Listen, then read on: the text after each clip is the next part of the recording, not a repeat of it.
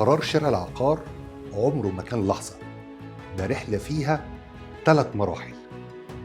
أول مرحلة التردد، بتسأل نفسك هل ده الوقت المناسب؟ هل أستنى شوية؟ المرحلة التانية التبرير، هل المشروع قريب؟ السعر مناسب؟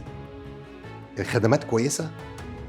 بس المرحلة التالتة هي اللي بتحدد كل حاجة، اللحظة اللي بتقول فيها لنفسك أنا خلاص مطمن.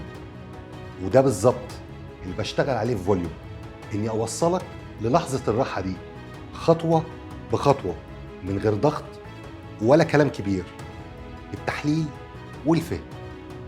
يا ترى أنت وصلت لفين دلوقتي؟ لسه متردد؟ ولا بدأت تتبرر؟ ولا خلاص مرتاح لقرارك؟